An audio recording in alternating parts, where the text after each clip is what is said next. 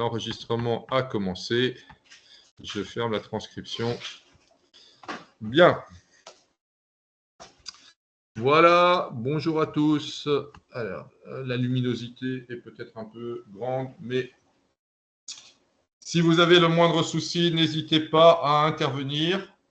J'ai branché le son, j'ai le haut-parleur qui est à fond, donc il n'y a pas de problème, je vous entendrai. Nous étions donc la semaine dernière en train de finaliser autant que possible le travail sur l'étude des aéronefs et des engins spatiaux. Et à l'intérieur de l'étude des aéronefs et des engins spatiaux, nous avions laissé de côté, grosso modo, un assez gros morceau qui sont les instruments. Les instruments, il y en a de trois natures. Les instruments barométriques, donc qui s'attachent à utiliser la pression atmosphérique, ou la pression en tout cas, pression atmosphérique ou pression totale. Nous avons des instruments gyroscopiques que nous avons également vus la semaine dernière. Et il nous restait à voir la troisième catégorie d'instruments, qui sont les instruments de radionavigation. Alors pour ça, j'ai en plus pas le même système de présentation que d'habitude. Voilà. Instruments barométriques. Je peux les repasser en revue vite fait pour rappel. Les instruments barométriques. Nous avons le premier instrument barométrique, c'est l'altimètre, qui mesure l'altitude grâce à la diminution de pression totale, pression statique. Ensuite, le variomètre, celui qui va mesurer la vitesse verticale, c'est-à-dire est-ce que je suis en montée ou est-ce que je suis en descente. Ici, là, dans cette partie-là, je serai en montée, dans cette partie-là, je suis en descente. Il va mesurer la variation de pression statique. Donc, est-ce que la pression statique est en train d'augmenter? Ça veut dire que je suis en train de descendre. Ou est-ce que la pression statique est en train de diminuer? Donc, je suis en train de monter. Troisième instrument barométrique, l'anémomètre, celui qui va mesurer la vitesse de l'aéronef dans l'air.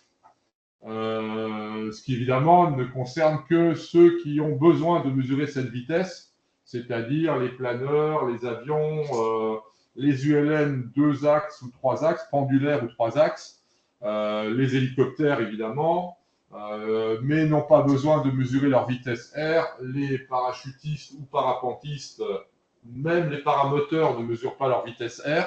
Ils n'en ont pas besoin, en fait, ils ont une autre façon de gérer la vitesse. Bien entendu, les ballons ou les dirigeables qui n'ont absolument pas besoin d'avoir leur vitesse R, vu qu'eux, ils sont des aérostats. L'anémomètre mesure la vitesse grâce à la différence entre la pression statique à l'extérieur et la pression totale relevée par le tube de pitot. Voilà, petit résumé, voilà le tube de pitot.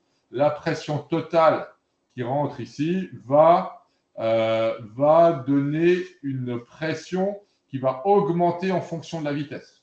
Voilà. Et qui va être comparée avec la pression statique de façon à tenir compte de l'altitude. Bien, nous avons vu les deux principaux instruments gyroscopiques que sont, alors la bille et l'aiguille, pas très intéressantes, mais d'abord l'horizon artificiel, que nous avons vu là, hop, hop, voilà, l'horizon artificiel. L'horizon artificiel est un instrument gyroscopique qui permet au pilote de connaître l'attitude. En anglais, il s'appelle Attitude Indicator. Il permet de regarder l'attitude de l'aéronef représentée par la maquette par rapport à l'horizon que vous ne voyez plus à l'extérieur, mais que vous voyez sur l'instrument parce que l'instrument vous matérialise cet horizon. Et donc là, je suis typiquement dans le cas d'un aéronef qui est en train de piquer vers le sol.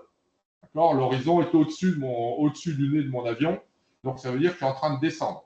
Il y a des exemples qui sont donnés ensuite. Voilà, au milieu, un vol parfaitement stabilisé, le nez de mon avion pointe sur l'horizon, les ailes sont à plat.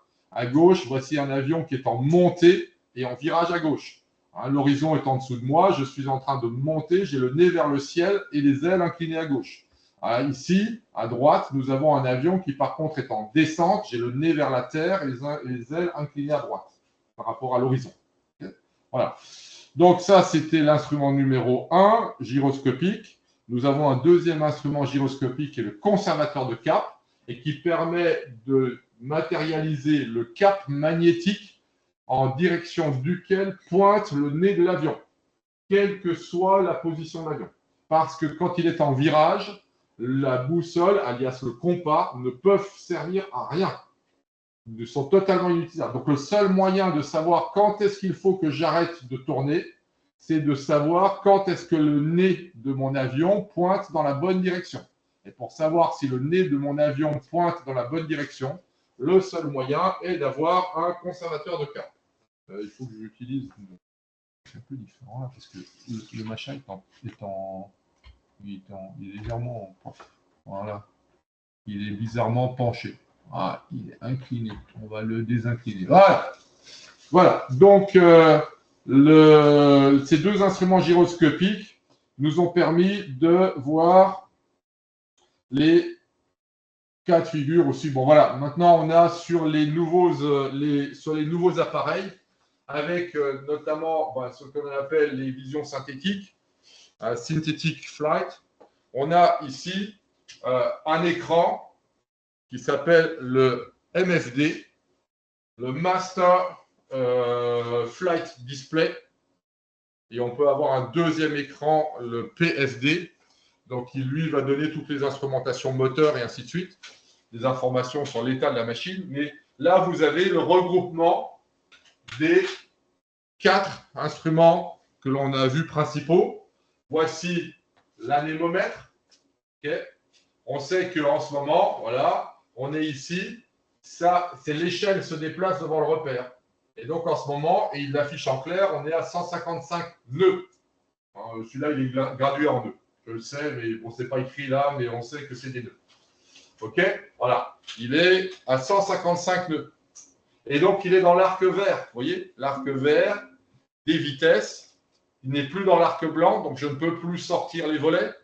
Je suis dans l'arc vert, tout va bien. Je ne suis pas encore à la vitesse de manœuvre, l'arc jaune, et je n'ai pas dépassé la VNE. Au-dessus, c'est rouge. Okay. Vitesse à ne pas dépasser. Donc l'anémomètre est là. L'altimètre est ici.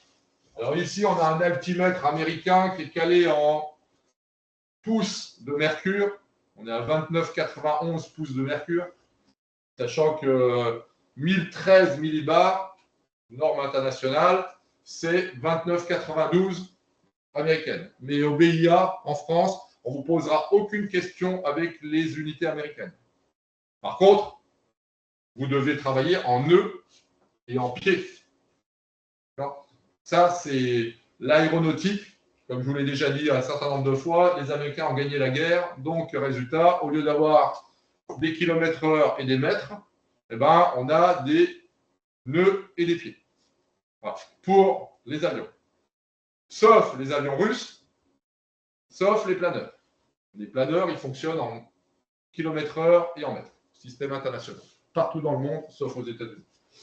Donc là, vous avez l'altimètre avec des centaines de pieds, 7000 pieds, 7500 pieds. Là, on est à 7910 actuellement. Et ça, là, vous devriez voir 1012 au lieu de voir 2991. Ça n'était pas sur un avion américain. Mais vous pouvez l'avoir 1012. C'est le QNH, c'est la pression atmosphérique du jour, qui permet de recaler l'altitude. Je vous l'ai expliqué, il faut se recaler, sinon c'est faux. Donc vous avez l'altimètre, l'anémomètre, et vous avez ici l'horizon artificiel, et vous voyez que la maquette est sur l'horizon, donc je suis en vol horizontal stabilisé. Je n'ai pas de virage, je ne suis pas incliné par rapport à l'horizon. Alors en fait, ça ne bouge pas, mais l'horizon, lui, va se déplacer comme ça. Je ne suis pas en montée, le nez ne pointe pas vers le ciel, je ne suis pas en descente, le nez ne pointe pas vers la terre. Le deuxième instrument gyroscopique est là, le conservateur de cap. C'est le petit triangle qui est là. Et il vous dit qu'actuellement, on va en direction du cap 355. Il l'affiche en centaines pour alléger la lecture, comme d'ailleurs est allégée la lecture du conservateur de cap. Vous voyez qu'ici, on ne vous met pas 240, 270, 300, 360. Okay, on met les centaines de degrés, les dizaines de degrés. Okay, donc, on a ici, pareil, en haut, vous avez le conservateur de cap qui permet de savoir vers où pointe le nez de l'avion.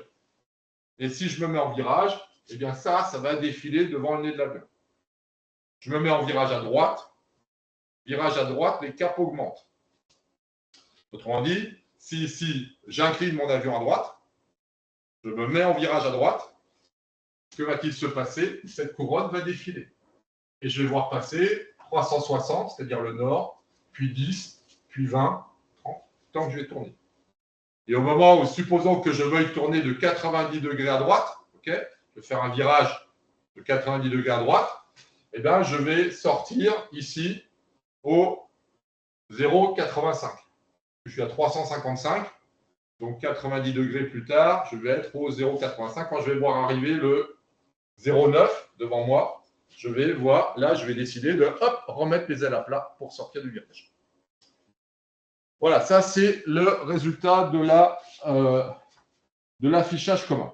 Alors maintenant, nous allons traiter aujourd'hui la radionavigation. Alors voilà le premier instrument que l'on étudie en matière de radionavigation. Donc on va voir principalement deux instruments de radionavigation. Alors je vais vous faire un petit dessin.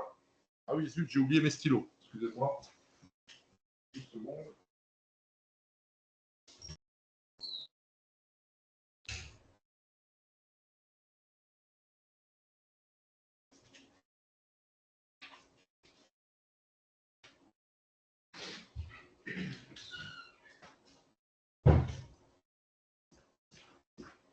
Je vais mettre une petite couche sur le dos parce que ici il fait pas chaud.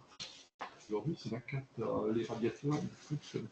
Alors, quand vous êtes dans la marine, vous avez un bateau. Et s'il veut savoir où il est, le bateau, on va très vite développer quelque chose inventé déjà par les Égyptiens. On va mettre un phare. Le phare va envoyer un rayon lumineux que le bateau va voir.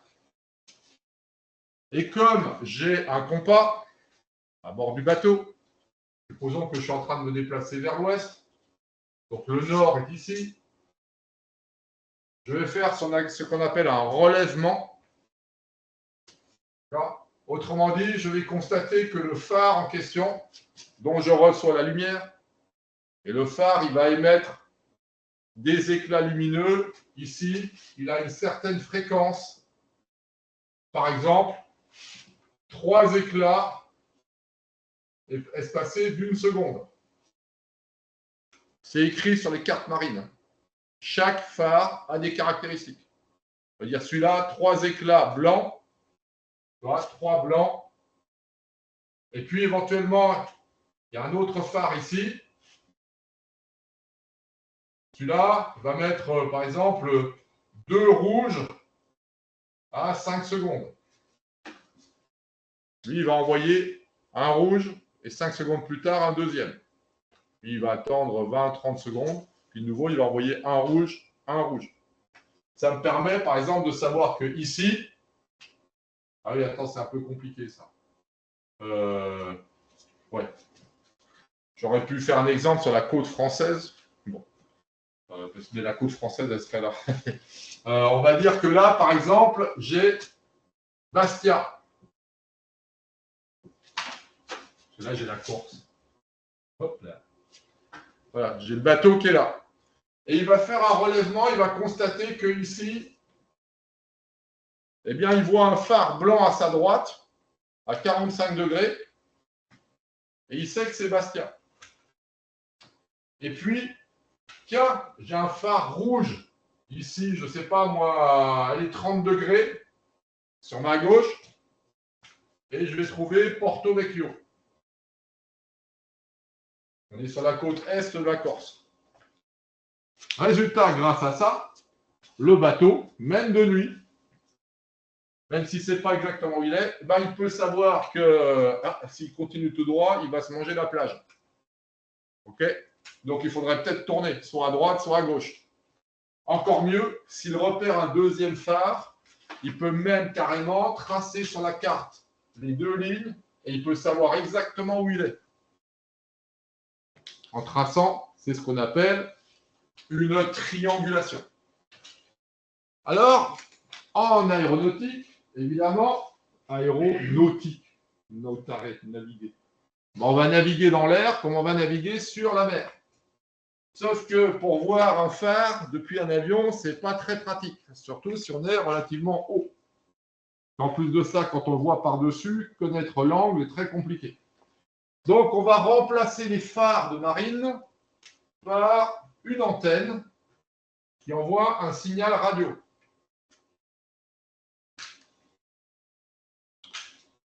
Alors ça, c'est l'ancêtre du système de navigation. Donc, on va prendre une antenne. Voilà. Voilà, on va mettre un poteau là, avec une antenne et un émetteur. Qui essaie de m'appeler. Ouais. On va mettre une antenne avec un émetteur. Alors, c'est des émetteurs dans ce que l'on appelait les moyennes fréquences. Et en fait, on utilisait les fréquences des émetteurs de radio aux États-Unis. Parce que dans chaque ville, il y avait une radio locale qui émettait en moyenne fréquence. Donc, dans des fréquences comprises entre 180 et 375 kHz. D'accord? C'est des fréquences qui ne sont pas élevées. Voilà. C'est 7 plages de fréquences. OK? De 200, alors à 1750, mais en fait, c'est surtout la moitié inférieure qui est utilisée. Donc, de 200 à environ 500, 700 kHz. Alors ça, vous n'avez pas besoin de le noter, on ne vous le demandera pas, on ne vous le demandera plus, pour la bonne raison que, en fait, alors locator et NDB, peu importe, hein. Les locators, il en reste encore quelques-uns, les NDB, ils sont quasiment tous débranchés, il n'y en a plus. En fait, ce système de radionavigation est en voie de disparition. Il est en voie de disparition parce que, en fait, ces poteaux-là, ils ne sont pas très précis. Ils sont comme les phares de marine. Autrement dit, quand on les voit, mais c'est tout. Donc, au lieu d'avoir de la loupiote, j'ai un poteau avec un signal. Et à bord de l'avion, j'ai un appareil qui s'appelle ADF, Automatic Direction Finder, qui me dit où est le poteau, où est le phare. Donc, je n'ai pas besoin de regarder, je n'ai pas besoin de le chercher. J'ai un appareil qui non seulement me dit il est là, et en plus, il me donne même l'angle. J'aurais été obligé de relever avec des jumelles quand je suis dans un bateau. Mais quand je ne suis pas dans un bateau, il me dit voilà, ton avion il est là, et ce que tu cherches est droit devant toi. Attention, il ne donne pas un cap là. Hein. Il donne ce qu'on appelle un gisement. Il donne un gisement. Alors que là, on mesure un relèvement. Mais ça, je ne vais pas rentrer dans le détail. Ce n'est pas des questions qu'on vous posera au BIA. Je vous dis, le machin là, on est dans le cas de figure de cet avion-là. L'émetteur est ici. Et l'avion se dirige droit dessus. Voilà. J'ai ça. Sur mon tableau de bord, il me dit, c'est tout bon, il est droit devant. À condition, évidemment, d'avoir sélectionné le bon émetteur. Celui-là, il a une certaine fréquence qui sont marquées sur les cartes. Sur la carte, ici, là, je vais trouver l'émetteur. Lequel émetteur s'appelle un NDB. Non-Directional Beacon, mais ça non plus, je pense qu'il y a pratiquement plus de chances qu'on vous pose la question, parce que même les pilotes qui ont appris ça, aujourd'hui, ils ne s'en servent plus. Ils ne peuvent plus d'ailleurs s'en servir, pour la bonne raison que ceux-là, ils ont été éteints. Ils ont été éteints pour plusieurs raisons. Un, parce qu'on a bien mieux comme moyen de navigation aujourd'hui, notamment le GPS. Deux, parce que ça coûte très cher en courant, c'est monstrueusement consommateur.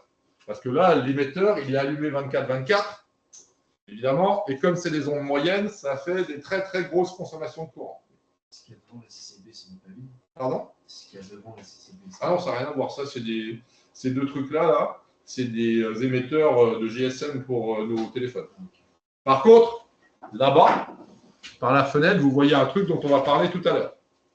Le machin rouge et blanc qui est là-bas, c'est un VOR. Donc, on va en parler tout à l'heure parce que c'est le deuxième instrument qui a remplacé petit à petit l'ADF, donc qui a dû compléter l'ADF. Bon, ADF, NDB sont en train de disparaître. Ils sont tous éteints pratiquement en France. Aux États-Unis, ils en gardent encore un certain nombre. En France, je pense qu'ils sont tous éteints. Il reste quelques émetteurs de ce type-là, mais qui s'appellent des locators. Donc, de ce type-là, locator, qui sont des petites puissances, c'est pour ça qu'on les garde, avec une toute petite portée, 50 nautiques, 30 nautiques, relativement précis, qui servent pour des approches dites de non-précision aux instruments. On a ça sur certains terrains. Encore, on conserve quelques locators. Il y en a un notamment qui sert beaucoup aux entraînements, qui est Alpha X-Ray, AX, qui est le locator qui sert à l'approche pour l'aérodrome d'Auxerre. Parce qu'il n'a pas d'autre moyen. Ah si, je crois qu'il y a un VOR maintenant. Il y a un VOR sur le terrain. Il y a un ILS en tout cas Auxerre. Bon, je regarderai ça. Mais en tout cas, ici, on devrait d'ailleurs le trouver. Auxerre, voilà, il est là. AX417 sur la carte. Il y a écrit AX417. C'est un locator. Il est dans l'axe de la piste. Il est à quelques nautiques dans l'axe de la piste. Et il sert à s'assurer qu'on est bien dans l'axe. Autrement dit, le pilote va programmer 417 kHz sur son radio-compas. OK. Là, il va sélectionner. Alors, vous ne le voyez pas, il y a un appareil qui sert à sélectionner ça. C'est à sélectionner la fréquence. Je crois que la photo est un peu plus loin. Non, elle n'y est même pas. Génial. Voilà, donc on n'a pas la photo du boîtier qui sert à programmer ça. Non, voilà, bon, ok, d'accord. Donc, on programme la fréquence. Je cherche à aller, par exemple, ici, lui, il s'appelle AX417. Voilà. Alpha X-Ray 417. Ça veut dire que son indicatif, c'est Alpha X-Ray, pour ne pas le mélanger avec d'autres. Et ça, c'est sa fréquence. Donc, sur le boîtier qui est sur le tableau de bord, j'affiche 417. Et dès que j'affiche 417, paf, l'aiguille va me dire où il est. L'aiguille va me dire où il est. Alors, si je suis dans ce cas de figure, par exemple, ben, je suis en train de lui tourner le dos. Il est derrière moi. Autrement dit, il est à 180 degrés de ma direction. Hein? Direction Finder. Par contre, si je prends lui, là, qui passe à côté, il va me dire juste à ce moment-là, il est où? Il est derrière toi à droite. Il est à 120 degrés derrière toi. Donc là, dans cet avion-là, l'aiguille sera comme ça. Il est là, il est derrière toi. Et en plus, là, si je prends cet appareil, lui, au fur et à mesure qu'il avance, qu'est-ce qu'elle fait, l'aiguille? Elle ne bouge pas. Elle reste immobile. Lui, au fur et à mesure qu'il s'éloigne, qu'est-ce que fait l'aiguille? Elle ne bouge pas non plus. Il est derrière moi et je m'éloigne pile dans l'axe. Par contre, lui, au fur et à mesure qu'il avance, qu'est-ce qu'elle fait, l'aiguille? Elle bouge. Elle va petit à petit, au fur et à mesure, quand il va passer à côté, elle va être comme ça. Et puis, au fur et à mesure qu'il va s'éloigner, l'aiguille va aller de plus en plus vers le bas. On va dire, elle est derrière toi, elle est de plus en plus derrière toi. Alors, donc, pourquoi est-ce qu'on garde quelques locators? Parce que ça permet, justement, quand on arrive en finale, sur une piste, là, j'ai une piste d'atterrissage, en l'occurrence Auxerre, et l'avion qui arrive comme ça, voilà, l'avion, il est là, il veut aller sur la piste, il n'y voit rien, il est dans la purée, on est aux instruments. Alpha X-Ray lui permet de confirmer s'il voit Alpha X-Ray droit devant lui, ça veut dire qu'il a la piste droit devant lui. Ok. C'est pour ça qu'on conserve encore quelques locators. Sur des aérodromes où il n'y a pas beaucoup de trafic, où il n'y a pas de tour de contrôle, en l'occurrence à Auxerre, il n'y a pas de tour. Les aides radio sont limitées. Donc, par exemple, ici, Auxerre, le locateur existe toujours. On a pareil également La Rochelle. La Rochelle, ici, on a RL, Roméo Lima 322. Donc, je veux aller à La Rochelle, je suis dans la merde, j'ai mon ADF, je règle 322 kHz et je regarde si je suis bien dans l'axe de la piste. Et si je suis bien dans l'axe de la piste, je continue. Bon, après, il y a plein d'autres choses à vérifier, qu'on est à la bonne hauteur, etc. Bon. Mais ce n'est pas que ça, hein, les instruments. Il y a plein d'autres choses. Mais ça me permet de confirmer que tout le reste est OK. J'en ai d'autres comme ça. Voilà. Alors, surtout les. Voilà, par exemple, Nantes aussi, pareil, vous avez un locateur, Golf Lima 369. Je vais me poser à Nantes.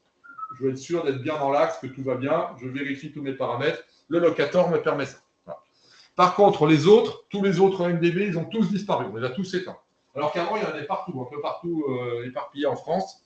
Aux États-Unis, encore pire. C'était à peu près tous les 50 nautiques, à 100 nautiques, vous aviez un poteau. Pourquoi? Parce qu'en fait, on se servait des émissions. Alors, il y en avait un qui était très, très bien, très intéressant. C'est l'émetteur d'une station de radio qui s'appelle Sud Radio, qui se trouvait ici à côté de Digne. Mais elle n'est même plus sur les cartes. Il la met plus sur les cartes. Donc, on avait ici l'émetteur moyenne fréquence de Sud Radio, qui est au sommet d'une montagne au-dessus de Digne, au sud de Gap, là, dans les Alpes, au sommet d'une montagne, parce que ça leur permettait d'arroser beaucoup mieux, en plus, tout le truc, mais on peut l'entendre. L'avantage des ondes moyennes, c'est qu'elles suivent la courbure de la Terre. Donc, vous pouvez les recevoir de très, très loin. Et donc, vous avez, même s'il y a un gros obstacle, si l'émetteur est derrière la montagne, de l'autre côté de la montagne, vous ne l'entendez pas. Mais si vous êtes assez haut, vous le voyez. Voilà. Donc, ça permettait d'écouter la radio pendant qu'on volait. C'est très sympa. Vous écoutez de la musique, vous recevez ça sur l'ADF. Parce qu'on prenait le signal, on l'envoyait directement dans les haut-parleurs, et comme ça, on recevait la radio. Voilà. Donc, ça, c'est l'ancêtre du système qui a, en quelque sorte, on est parti du phare de marine, on a remplacé ça par un phare électromagnétique. Sauf que, à part vous dire où il est, et pour savoir où je suis précisément, c'est pas génial. Notamment, il me dit dans quelle direction il se trouve, mais ça veut dire qu'il m'en faut 2 si je veux relever ma position. Pareil, il faudrait que j'ai un deuxième émetteur ici pour pouvoir avoir un deuxième ADF à bord qui pourrait me dire où se trouve le deuxième et par triangulation me dire où je suis. Très compliqué. On a trouvé beaucoup mieux. On a donc inventé un deuxième système de radionavigation qui s'appelle le VOR. Donc voilà, bon, quelques avantages, bonne portée, information permanente, robuste, répandu. Alors ça, c'est faux maintenant. Il faut d'ailleurs que je supprime ça. C'est plus répandu du tout, il n'y en a plus. Il n'y en a plus que pour les locateurs. Ça c'est en train de disparaître. Ça a même quasiment totalement disparu. Vous pouvez rayer ça de la carte. Les locateurs, il en reste quelques-uns. Il en reste un certain nombre. Ensuite, on a inventé un deuxième type de radionavigation. Alors, le VOR. Alors là, ça devient plus compliqué. Le VOR, c'est une balise au sol, pareil. Et sur les cartes, elle est représentée par une rose des vents. Donc, vous la trouverez sur les cartes. On verra ça tout à l'heure en navigation, parce qu'on va les voir sur les cartes. Bon, ici, chaque fois, c'est recouvert par des terrains. Voilà, j'en ai un ici, la chatte. Bon, il a disparu aussi, il est mort. 3. Ah, 3, il existe toujours, tiens. Voilà. Mais là, on en a un joli, là, la châtre, ici. Il est représenté par une rose des vents. Donc, le VOR, c'est un émetteur, pareil. Sauf que c'est un émetteur rotatif. Autrement dit, au lieu d'être juste un poteau qui envoie un signal, voilà, constant, continu, dans toutes les directions, celui-ci, il est représenté sur les cartes par une rose des vents. Okay. Avec sa représentation standard, c'est un hexagone, un petit point au milieu. Voilà. Et qui dit que ça, c'est un VOR. Voilà l'émetteur. Donc, il y en a un ici. Et donc, cet émetteur va envoyer un signal. Alors, il faut savoir qu'à l'intérieur, c'est une antenne. C'est une antenne qui tourne. Alors, vous en avez un ici sur le terrain de Coulommiers. Il est là-bas, au nord des pistes, sur le champ, là, à l'intérieur du terrain. Vous voyez l'espèce de poteau là, alors maintenant ils l'ont pas en blanc et rouge, avant il était tout blanc. Donc ils lui ont passé un petit coup de pinceau maintenant pour le mettre en blanc et rouge. Et ça ressemble à un stupa, mais là vous ne voyez que la partie haute. En fait, l'antenne, donc il est là-bas au fond sur la pelouse. L'antenne est elle-même posée sur une espèce de plateau qui fait environ 7-8 mètres de diamètre, avec une série de relais, en fait, d'antennes autour. En fait, à l'intérieur, il y a une antenne qui tourne à 7200 tours minute. 7200 tours minute. Autrement dit, elle passe 20 fois par seconde en face de chaque cap. Une minute, 3600 secondes. Donc, si elle fait 7200 tours, plutôt une heure, 3600 secondes, 7200 tours divisé par 60, vous faites le calcul, elle passe 20 fois devant chaque cap. Alors, je ne vais pas rentrer dans un cours de physique et d'électromagnétique, mais grosso modo, le fait qu'à l'intérieur de ça, l'antenne tourne, fait que par différence de phase, par modulation de phase, en fait, elle va envoyer un signal différent dans chaque direction. Autrement dit, elle va envoyer 360 informations différentes. À chaque tour. Donc, je vais faire une comparaison avec la marine. Imaginez un phare qui a 360 couleurs différentes selon le côté par lequel vous le regardez. Alors nous, ça serait de la vue impossible. Déjà, un arc-en-ciel, 7 couleurs, ça fait beaucoup. Bon, donc, imaginez un phare qui change de couleur chaque fois qu'il change de direction. Eh bien, ça permettrait de voir le phare et de te dire « Ah, il a telle couleur. S'il a telle couleur, c'est donc que je suis à tel endroit par rapport à lui. » Okay. Voilà. Et du coup, la chose intéressante, c'est que ça va permettre sur ce cadran de repérer où se trouve, par exemple, cette ligne-là. Supposons que je représente cette ligne-là, ça tombe très bien. Celle-là, elle s'appelle, comment d'ailleurs, ça ferait ici 0, 90, 180, 270. Hein, ça, faut bien s'en souvenir. Hein. Le DOR, alors 0 ou 360, mais en général, on met plutôt 0 ou N. Ici, Est, Sud, Ouest. Donc ici, ça, on appelle ça un radial. Ça s'appelle un radial. Donc, le VOR va permettre de distinguer 360 lignes différentes qui sont 360 radios. AUX, pas O. Autant de radials, d'ailleurs je pense pas de radial, c'est des radiales avec un S. Les radiales. On a 360 radiales différents de 1 à 360, plutôt de 0 à 359.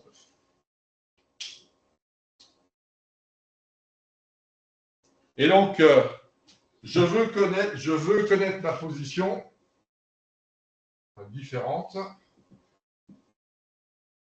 Ça, ce radial, il s'appellerait comment? Voilà, bravo, 150 degrés. Le radial, 150. Je ne vais pas mettre de flèche. Radial. Donc, on va... Ah bah tiens, on va plutôt... je vais prendre cet exemple-là. Et là, tel qu'il est affiché là. Voilà. Je cherche à me positionner sur ce radial. Voilà ce radial. Ce radial est le radial 100. Parce que je suis en direction à 100 degrés. Hein. 10 degrés du 90, 100 degrés. Je veux savoir où je suis par rapport à ce radial. Soit parce que je veux aller là, soit parce qu'à l'inverse, je suis passé par là et je veux m'en éloigner, et que je sais que l'endroit où je veux aller est dans le cap 100 degrés par rapport à ce bord. J'ai là un bord, je trace un trait 100 degrés. Bah, tiens, par exemple, le bord qui est là, hein, qui s'appelle Issoudun, la Châtre. Voilà. Je veux aller à Moulins. Eh ben, il se trouve que Moulins est dans le 100 et sur le radial 100. Et c'est facile. Je prends une règle. Okay. Je regarde Moulins. Je trace un trait jusqu'à la Châtre et je découvre que ça coupe pile la graduation 100 de la rose des vents de la Châtre. Donc, je suis en l'air, je veux aller à Moulins.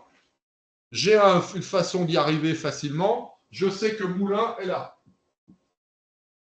Je sais que Moulins est sur ce radial. OK? Donc, je veux y aller. Et donc, comment je vais faire? Je vais me situer par rapport à ce radial. Alors, je vais afficher sur mon cadran, ici, grâce à ce bouton qui s'appelle OBS, je vais afficher le cap que je cherche à suivre, le radial que je recherche. Vous voyez, ici, la flèche est sur le cap 100. 90, 100, 110, 120. Voilà le radial que je cherche. Et là, l'instrument va me dire où je suis par rapport à lui, parce qu'il reçoit tous les autres. Donc, il va me dire où je suis. Il va me dire si je suis là, par exemple, mais il va me dire si je suis là ou si je suis là. Alors que je veux aller à Moulins. Okay, on va le faire comme ça. Voilà. Il faut que vous ayez le sens de la vue. Est-ce que je suis là? Est-ce que je suis là ou est-ce que je suis là? Alors ça, cette information, il va me la donner grâce à l'aiguille qui se trouve au centre. Donc, le bouton permet d'afficher le QDM, QDM, QDR. C'est la direction que je veux suivre. Là où je veux aller. Là où je veux me rendre. QDM. Oui. Le radial, c'est sur 360 degrés. Non, c'est une direction, mais parmi 360. D'accord, ok. C'est un axe. Oui, c'est ce que je veux. Il y en a 360. Okay. Chaque orientation. Bah ouais. Ça serait le radial 0,30. Ça serait le radial 0,30. Voilà, de ce côté-ci. Ou 210. On va voir que radial 210, radial 0,30, ça peut être la même chose. Okay. Ici, si je suis comme ça, là, je suis en éloignement sur le 0,30. Je suis en éloignement sur le 0,30, mais en fait, je suis en rapprochement sur le 210. Bien que j'ai déjà dépassé le bord. Okay. Donc, comment est-ce que... Je vais vous l'enlever ça pour ne pas mélanger les pinceaux. Donc, j'affiche un radial sur lequel je travaille. Je ne travaille pas sur 36 directions à la fois. Okay. Je vais travailler sur ce radial, parce que ce radial, il m'intéresse. Ce radial, il m'intéresse parce que je sais qu'il passe par Moulins, là où je veux me rendre. Peut-être parce que ça fait partie de mes points successifs de ma route. Ma route va passer par Moulins. Donc, je veux passer par Moulins. Okay. Et je sais que Moulins se trouve sur ce radial. Okay. Donc, je l'affiche et je regarde comment je me situe. Alors, comment je me situe? Eh bien, si je suis dessus, j'ai ça. J'ai l'aiguille qui me dit que je suis dessus. Mais si je ne suis pas dessus, voilà comment ça va se comporter. Voilà. Je suis sur un certain radial. Voilà. Je suis dessus. Alors, attendez, on est en train de travailler sur celui-là. Voilà. Ce radial. OK. Alors, moi, j'étais sur 110 là, mais bon, pas grave. OK? Là, on est en train de travailler sur un radial qui doit être quelque chose comme 0,45 à peu près. Voilà le radial 0,45. Bah tiens, QDM 0,45 sélectionné. OK? Voilà. Ça, 0,45.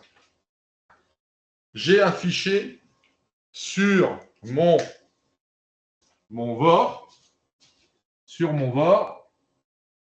là-haut, j'ai affiché 0,45 au lieu de 110. Okay. Au lieu de 100. Voilà. J'ai affiché 0,45. Donc on va dire que, je vais refaire le dessin. Voilà. Je m'intéresse non pas à ce radial-là. Voilà. J'ai mon joli petit truc. Voilà. Poum, poum. Voilà. Ça, c'est 90. Est. On ne travaille pas sur le 100. On va travailler sur celui-là. Voilà. 0,45. J'affiche 0,45. Je suis sur le radial. Je suis dessus. Eh bien, l'aiguille est au milieu. L'aiguille que vous voyez là,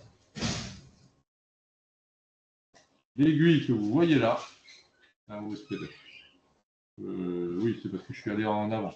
L'aiguille qui se trouve ici, vous avez cette aiguille blanche, elle se déplace à gauche ou à droite.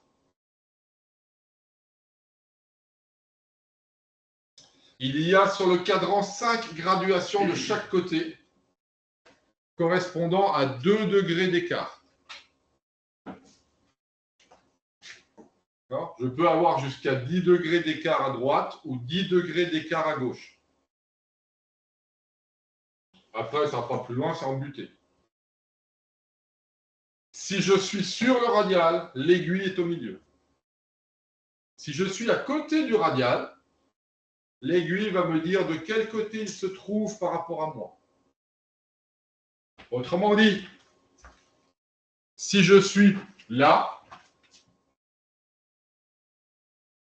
l'aiguille est au centre. Si je suis là,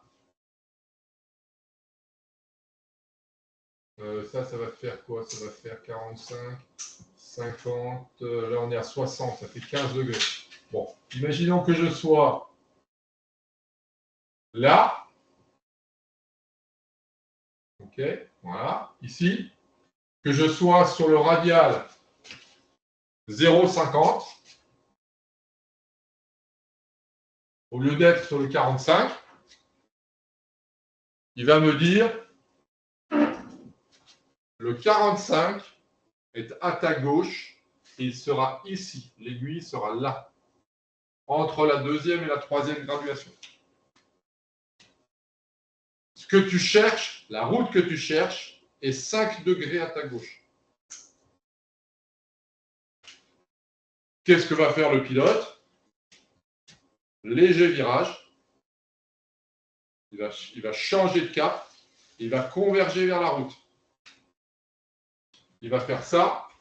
Il va prendre cette direction. Et il va voir l'aiguille, petit à petit, revenir. Et lorsque l'aiguille sera revenue au centre, ça veut dire qu'il est en train de couper le radial qu'il cherche. S'il ne change pas de trajectoire, que va-t-il se passer? L'aiguille va continuer à partir à droite. Ça veut dire qu'à un moment donné, j'ai croisé le radial et je suis parti de l'autre côté. Donc, en pilotage, on va se rendre compte qu'on est à côté, on va converger vers le radial, et au moment où on va le croiser, hop, on va prendre la bonne direction. Voilà comment le VOR vous indique. Alors, deuxième caractéristique du VOR, c'est qu'il va me dire sur quel radial je suis, quelle que soit ma position. Que je sois comme ça, que je sois comme ça, ou que je sois comme ça, il va me dire tu es sur tel radial. Il ne me dit pas comment je suis. Mais ça, Je le saurai en comparant mon cap sur le conservateur de cap et ce que j'ai demandé ici comme route. Ce qui m'intéresse, c'est de savoir sur quelle radiale je suis par rapport à l'antenne.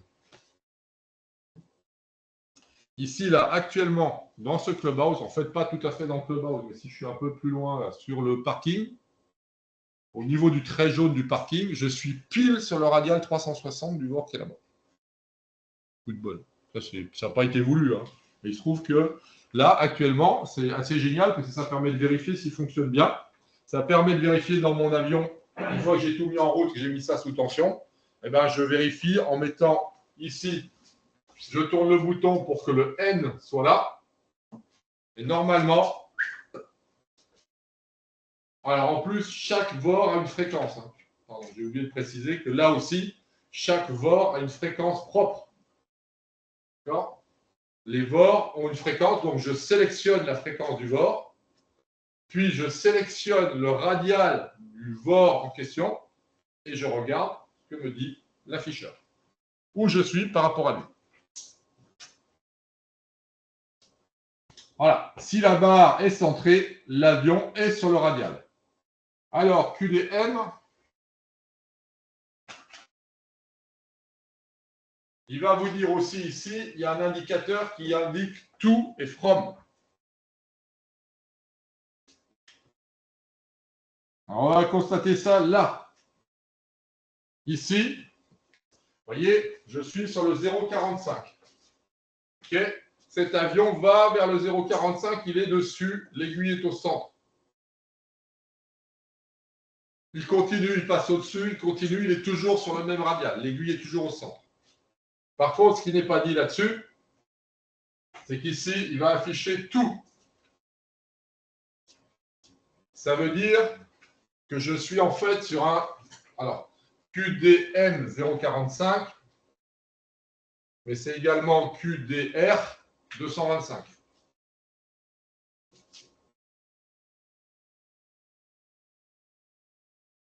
Je ne veux pas souvenir qu'il y ait eu des questions vicieuses de ce type-là au BIA. Il y en a régulièrement au PPL et c'est généralement une boucherie. Les pilotes se plantent chaque fois, mais c'est pas grave. C'est une question parmi d'autres, heureusement. Il y en a 160 des questions, donc ça, c'est pas trop grave. Mais ça, c'est le machin où c'est systématiquement le yaourt dans le cerveau des pilotes. Ils se mélangent les pinceaux entre les to, les from et les QDM, QDR. Ça, c'est une vraie catastrophe. Ici, en tout cas, vous affichez 0,45, il vous dit que c'est tout. Parce que ça veut dire que vous êtes bien sur le radial 245, 0,45, mais comme en ce moment, il reçoit le signal 225 ici, là, que reçoit l'avion? Il reçoit le 225 comme signal. Je vous ai dit qu'il envoyait une information différente dans chaque direction. Donc là, que reçoit l'avion? Il ne reçoit pas 0,45. Il reçoit 225. L'appareil, heureusement, il n'est pas con. Il voit qu'il reçoit 225, c'est donc un QDR, donc il fait moins 180, donc il t'affiche tout. Il dit que tu es en train d'aller vers le bord. Je passe au-dessus et je m'en éloigne. Et là, l'indicateur, il bascule. Je dis, tiens, tu viens de passer au-dessus. Maintenant, tu es en from. Comme on dit, il est derrière toi. Tu t'éloignes du VOR. Mais il est toujours, toujours dans l'axe. OK ? Je règle sur 0,45. Cet avion-là, si tu mets 0,45 comme indicateur, il dit quoi? Alors, on va prendre plus simple. On va d'abord prendre celui-là. Voilà. Lui, là, il cherche à être sur le 0,45. Sauf que, il te dit, tu veux le 0,45? Tu n'es pas dessus. Il est à gauche. Alors, là, il serait carrément embuté, hein, loin, parce qu'on est à beaucoup plus que 10 degrés d'écart. L'instrument vous donne la précision. Mais au fur et à mesure qu'on va se rapprocher, et à un moment donné, on va être très, très près. Et donc, l'aiguille va rentrer. Et surtout, l'aiguille va rentrer, et en fait, elle sera centrée quand on sera au-dessus. Elle devrait. Mais bon, il y a un autre phénomène qu'on appelle le cône d'incertitude. Et quand on l'aura franchi, que va-t-il se passer? eh ben, il va passer à droite. Je suis passé par-dessus mon radial. Tant que j'étais là, il était à ma gauche, j'étais à ma gauche, j'étais à ma gauche. Ah merde, il est passé à droite. Hein, le réglage étant sur celui-là.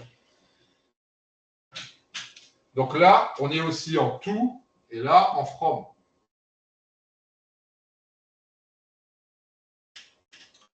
Enfin, celui-là là, qui fait que passer, pareil, ici on lui dit le radial 0,45, 0,45. Hein. Il est à ta gauche, mais en from. En from, c'est-à-dire en éloignement. Donc si je voulais m'éloigner suivant le 0,45, il faudrait que je fasse ça, en éloignement. From. On est en éloignement. Or, si je vais à sa rencontre, en fait, il est à ma gauche, si je voulais m'éloigner. Okay, même si, là, il est à ma droite, mais il est à ma droite en rapprochement. C'est là que QDM, QDR, tout le monde se plante. Et effectivement, ici, il s'éloigne, mais comme je suis en secteur tout, si je voulais y aller, il serait à ma droite pour le rejoindre. Voilà. Donc, quand on tourne le dos au radial, ça peut être compliqué de comprendre l'indication. Je vous rassure, quand on est dans une route comme ça, on n'affiche pas un radial à l'opposé. Là, ça serait une vraie connerie de pilotage, se retrouver dans cette situation. Ici, il ne devrait surtout pas mettre 0,45, mais s'il va par là, si son objectif c'est d'aller par là, eh bien déjà, il ferait mieux d'afficher 260. Okay, mais éventuellement, si ce qu'il recherche, c'est celui-là, il devrait certainement pas mettre 0,45, mais mettre 225. Et là, il serait en secteur tout du 225, et là, il serait en secteur from du 225. Et il aurait les bonnes indications. Okay, donc ça serait un mauvais paramétrage de son pilotage, parce que si mon intention, c'est de croiser comme ça, je ne vais certainement pas programmer un radial qui va à l'opposé de ce que je cherche. Voilà. Mais ça, gardez bien le principe que le VOR, quelle que soit la position de l'appareil, et même d'ailleurs, lui, là, supposons que son intention, c'est de faire ça, eh bien, c'est très bien, il sait que le 0,45 est à ma gauche, ok, il est 10 degrés à ma gauche, eh bien, je poursuis, et tant que je le garde 10 degrés à ma gauche, c'est que c'est bon. Et je l'aurai en permanence comme ça. Là, il serait toujours comme ça. Là, ici, il serait en permanence, même ici, hop, il serait à gauche. Il continue à être à gauche. Ok, tout va bien. Il est sur ma gauche. Ok. Donc, l'indication n'est pas dépendante de votre direction. Elle est dépendante uniquement du radial sur lequel se trouve l'appareil. Est-ce que c'est clair? Ça, c'est pas le truc le plus simple. Hein. Bon, les questions sur les VOR, j'en ai pas vu beaucoup. Mais ça arrive. Voilà le principe du VOR. Donc l'indication ne dépend pas de son cap, elle dépend uniquement de sa position par rapport à l'émetteur. Voilà. Ouais, c'est ça, il est contre-directionnel en éloignement. Ok. Bien, donc ça, c'est le deuxième instrument de radionavigation. Alors, les VOR sont dans la fréquence. Alors, T, c'est les VOR qui sont installés sur un terrain. Alors, celui-ci, il a beau être sur un terrain, c'est un VOR de navigation. Celui de Coulommiers, c'est un VOR de type nav. Par contre, on a des VOR sur certains gros terrains, notamment sur tous les gros aéroports. Il y a un VOR qui est juste à côté des pistes et qui permet de converger vers l'aéroport et de savoir si on est sur le bon axe. D'où la raison pour laquelle on débranche les locators. On va mettre juste à côté, pas très loin, un bord. Toc, toc, toc, toc, voilà. Okay. Ce qui fait que, étant donné qu'à une certaine distance, on va pouvoir voir ça, on sait que si on est sur ce radial, parallèle à la piste, on sait qu'on va être dans l'axe de la piste, même si on est éventuellement à 20, 30, 40, 50 mètres à droite ou à gauche, sachant que ça, on pourra le corriger facilement en arrivant, en faisant une baïonnette, ça s'appelle, voilà, permettant, une fois qu'on est en dessous des plafonds de visibilité, d'accord, quand on est passé en dessous de 400 pieds sol, qui est la limite d'une approche de non-précision, eh bien on fait la correction et on termine l'approche à vue. Parce qu'on est sorti de la couche, parce que ça y est, on voit la piste. Mais tant qu'on ne la voit pas, on peut faire une approche VOR. Et même, il y a beaucoup d'approches dites non-precision approach, donc des approches Yankee, etc., qui font qu'on utilise le VOR pour l'approche, s'il n'y a pas d'ILS sur ce terrain. Alors, on a une variante, un complément de ça, en plus de la direction. Certains VOR sont complétés, et c'est notamment le cas, par exemple, celui-là, là, ici que je vois, Limoges. Un autre qui est très bien, qui sert beaucoup, c'est Gaillac. Ah non, Gaillac, ils ont débranché le DME. Il n'y a plus de DME sur Gaillac. Alors que Blagnac, oui. Vous voyez, Blagnac, il y a un VOR, il est pile dans l'axe des pistes de Toulouse-Blagnac. Il est carrément dans l'axe. Alors, il est derrière, en fait, ou devant, ça dépend. Mais il sert de locateur. Il y en a d'autres. Où est-ce qu'il y en a un qui est bien? Il est digne, il est débranché. Alors, actuellement, il est en train d'arriver au VOR, la même chose qu'aux ADF. On les débranche aussi. Avant, il y en avait pas loin d'une centaine sur l'ensemble de la France. Aujourd'hui, il doit en rester, à tout casser, une trentaine. Et il en restera peut-être une petite dizaine dans quelques années, qui serviront essentiellement de secours, de repli. Et d'ailleurs, initialement, il voulait tout enlever, et là, c'est en train de réfléchir que non, peut-être que ce n'est pas une très très bonne idée de tout enlever.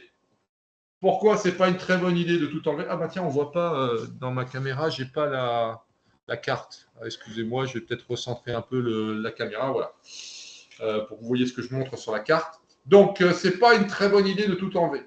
En fait, pourquoi est-ce qu'on a débranché les ADF? C'est parce qu'on a des VOR. Pourquoi est-ce qu'on est en train de débrancher les VOR? C'est parce qu'on a des GPS.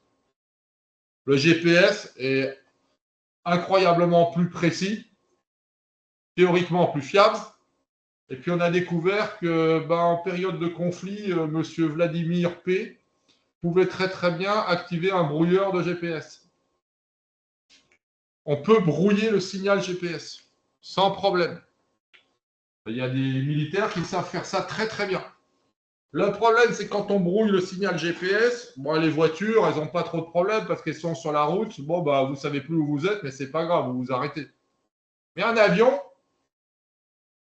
s'il n'a plus de GPS et qu'il n'a plus rien pour savoir où il est, ça devient super compliqué pour continuer à faire sa route. Donc, la campagne de débranchement, là, de débranchage des VOR, ils sont en train de sérieusement ralentir. Ils ont fait l'année dernière, au printemps, ils ont fait une expérimentation locale, ici, là, sur Nantes, sur un tout petit secteur, avec les militaires de Cognac. Ils ont fait une petite expérimentation de brouillage GPS. Hein, juste. Ça devait être juste là sur un petit carré de même pas 100 km de côté. Pour voir faire une expérimentation de brouillage GPS. Eh ben, il y a un avion à Genève qui a dû remettre les gaz. Il n'avait plus rien, mec. Plus rien. Parce qu'il avait perdu les signaux et tout. Effet secondaire, pas du tout prévu. Il devait brouiller juste sur un petit carré de 100 km, ça a foutu la merde sur un rayon d'à peu près 300. Voilà. Alors, il y a quelques automobilistes qui ont été bien en peine, même des gens avec leur mobile en train de chercher un petit commerce à côté de chez eux qui ne voyaient plus rien parce que le portable n'était plus capable de leur dire où ils étaient, vu qu'ils ne recevaient plus le signal des satellites. Le signal des satellites était brouillé. Mais le problème, c'est qu'il y a quelques aéronefs qui ont trinqué. Alors, tout le monde était prévenu. Il y allait y avoir une expérience de brouillage. Mais il y en a quelques-uns qui n'étaient pas censés pas être concernés, ici, là, et qui s'est retrouvé dans la panade. Voilà. Remise de gaz, changement de fréquence, tout, total. Voilà. Donc, aujourd'hui, les VOR, on les débranche plus trop. Alors, il y a un deuxième appareil qui vient en plus du VOR, et sur les cartes, vous avez un rectangle en plus de l'hexagone. Un petit rectangle par-dessus l'hexagone. Vous voyez, par exemple, ici, là, Toulouse-Blagnac, alors pas la Châtre, mais ici dans la région parisienne. Alors nous, le nôtre, là, le joli petit VOR qui est là, Coulonnier, il n'en a pas. Ah si, ah oui, ouais. Ah bah oui, tiens, nous ici, on a un VOR et un DME. Ça veut dire, le rectangle, c'est un DME. DME comme Distance Measuring Equipment. Alors l'avantage du DME, c'est qu'en plus de vous donner votre radial, il vous donne la distance en 1000 nautiques. Voilà, il y a un piège. Il y a régulièrement la question au PPL, au théorique PPL. J'ai vu une fois la question au BIA. J'ai un VOR qui est ici, là. J'ai mon VOR. Il est là. J'ai un avion. J'ai mon avion qui est là. Il passe au-dessus du VOR. OK? Il faut savoir que le DME, le Distance Measuring Equipment, il va mesurer la distance oblique. Il ne va pas mesurer ça. Il ne va pas mesurer cette distance-là. Il ne mesure pas cette distance-là. Il mesure cette distance-là.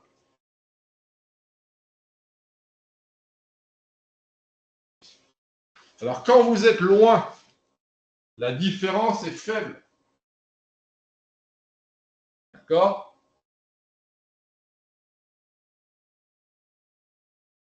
Mais imaginons que vous êtes ici à 6000 pieds.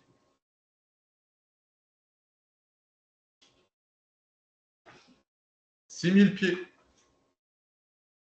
Là, j'ai une certaine distance. Imaginons que le DME me dise vous êtes à 20 nautiques. Bon, 6000 pieds, ça fait 20 nautiques, 6000 pieds, c'est pas grand-chose. Quand je vais arriver au-dessus du VOR, ici, est-ce qu'il va m'afficher 0? Non. Non. Je suis à 6000 pieds ici du VOR. 6000 pieds égale 1800 mètres égale 1 nautique. Quand je vais passer au-dessus, il va me dire qu'il y a 1 nautique du VOR. Vous voyez, je suis à 1 nautique au-dessus. Donc il ne sera jamais à 0. Il mesure la distance réelle, la distance oblique. Et quand je vais passer au-dessus, il ne sera jamais à 0. Alors si je suis à 500 pieds au-dessus, là, évidemment, c'est 0. Hein. C'est quasi 0. Mais si je suis à 12 000 pieds, il va m'afficher 2 nautiques. Okay. Ça, c'est un arrondi que vous pouvez garder en tête. Hein. 6 000 pieds, 1 nautique. Mais bon, c'est surtout pour calculer ça. Tous les pilotes en IFR ont cette équivalence en tête parce que ça permet aussi de calculer les pentes. Voilà. Donc la distance, le DME, est inconvénient, donne une distance oblique. Donc vous ne passez jamais par 0. Vous êtes à 3000 pieds au-dessus d'un VOR, il vous affiche 0,5. Un demi-nautique. C'est votre distance au-dessus du VOR. Après, vous avez encore un autre. Alors celui-là est une variante du VOR. C'est un VOR, mais c'est un VOR un peu spécial. C'est un VOR qui vous donne un seul radial. Donc, ce n'est pas un qui donne 360, c'est un VOR qui va uniquement gérer un cône de 5 degrés. Okay. Ici, vous avez en fait, alors, je ne vous le dessine pas parce qu'il a une configuration bien particulière. Au lieu d'être une tour avec un émetteur au milieu qui arrose sur 360 degrés, c'est en fait une ligne qui gère ici plus ou moins 5 degrés par rapport à un radial idéal. Il a un seul radial. En fait, plutôt, il gère en fait, alors, je vous ai dit le VOR, c'est 1 degré. D'accord? 1 degré par 1 degré, sa précision. Et l'afficheur fait plus ou moins 10. 10 à droite ou 10 à gauche. L'ILS, c'est un VOR qui va gérer uniquement un cône de 10 degrés, mais avec une précision de 0,5. Donc là aussi, il va y avoir des graduations. Il va y avoir 5 graduations, mais des graduations qui, au lieu d'être de 2 degrés, vont être des graduations de 1 degré horizontale. Voilà. Et, chose plus intéressante, il gère également, c'est un deuxième VOR, qui va gérer cette fois-ci la pente, le plan, là aussi dans un axe de 5 degrés en plus ou en moins. Le résultat, c'est qu'au lieu d'avoir une aiguille qui vous dit cet axe-là que je recherche, le QDR idéal, le QDM plutôt idéal, celui qui me permet, plutôt non, c'est un QDR d'ailleurs, la trajectoire qui me permet de rejoindre ma piste, d'accord? Une aiguille qui me dit ça y est, c'est bon, tu vas vers la piste. Ou attention, non, elle est à droite. Ou attention, non, elle est à ta gauche. On va voir ça sur les images qui vont suivre. Voilà. Au lieu d'avoir une aiguille, j'en ai 2. Là, le mec de nuit, c'est quoi ce travail là?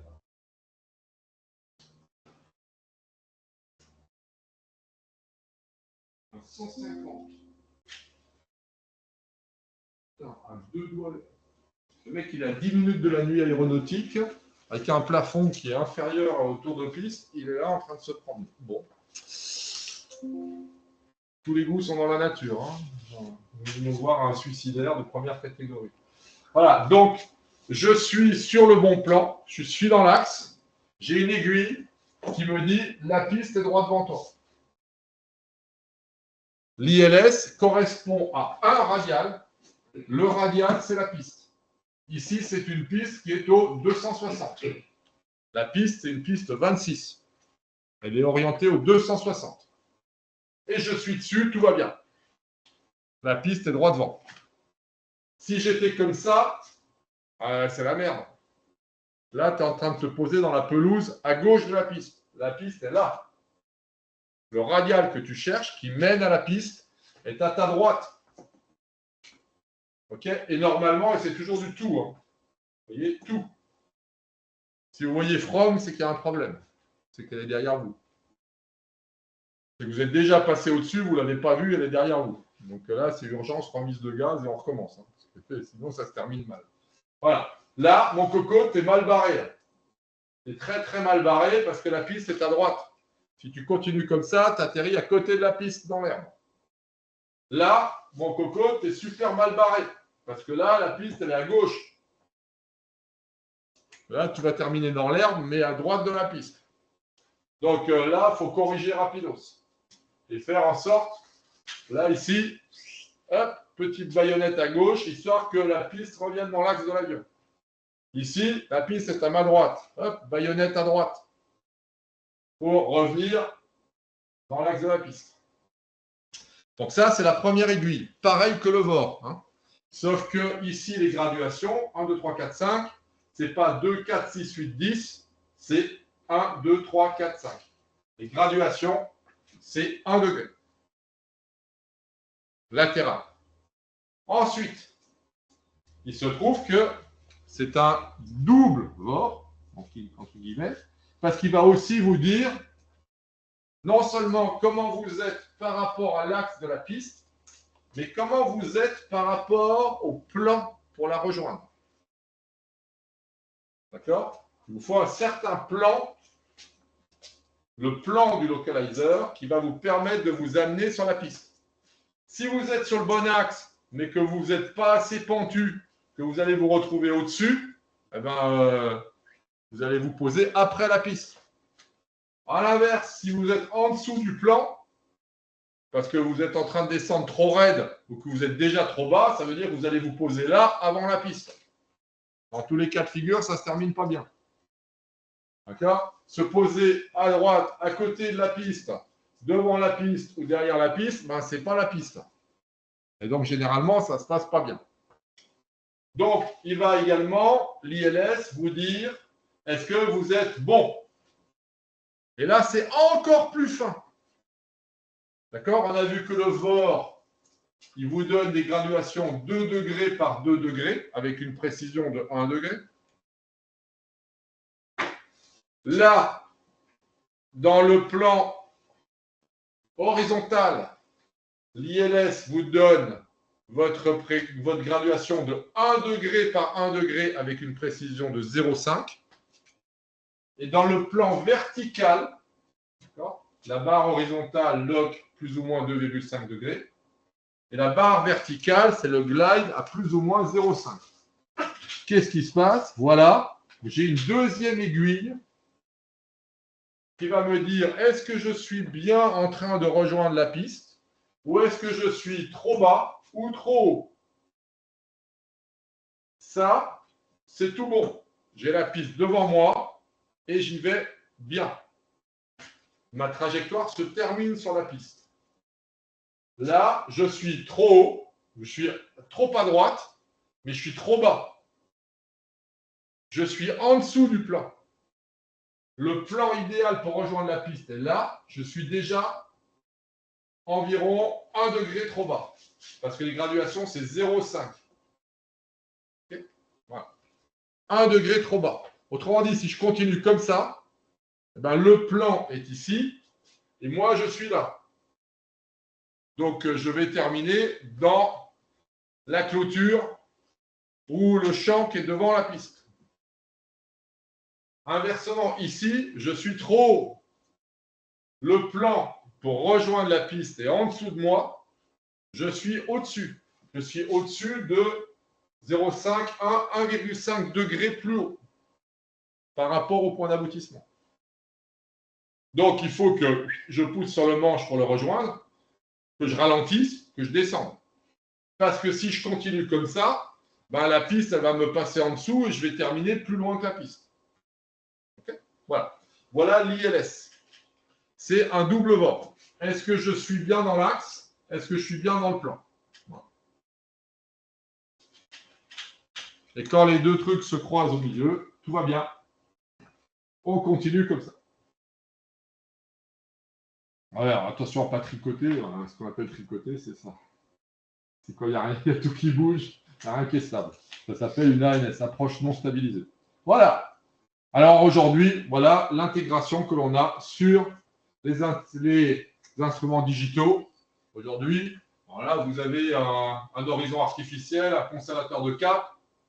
Vous avez ici l'ILS qui vous dit si vous êtes sur l'axe ou pas, en violet, qui vous dit là, je suis sur l'axe, et voilà, je suis sur le plan. Celui-là vous dit que je suis en descente. Ok, je suis en descente, je suis à peu près horizontal. Par contre, la piste est à ma gauche. Je suis en train de viser ça, alors que la piste est là. Et en plus, je suis assez mal. Bon, je ne suis pas trop mal, pardon. Je suis plus haut que le plan. Là, c'est moins grave que d'être trop bas. Là, lui, il est carrément dans les choux, là. La piste est là.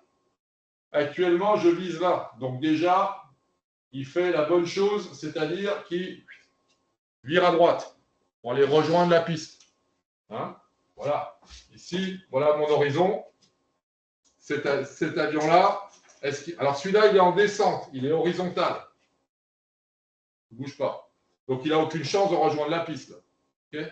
Qu'est-ce qu'il faudrait qu'il fasse? Il vire de quel côté si vous voulez rejoindre la piste? Pardon? Non, à gauche. Je suis là, ma piste est à gauche. Ça, c'est je suis là. Ah oui, d'accord. Et ça, c'est l'aiguille. L'aiguille est à ma gauche. Alors là, en fait, c'est l'avion qui bouge et pas l'aiguille, alors que sur l'instrument classique, c'est l'aiguille qui bouge et pas l'avion.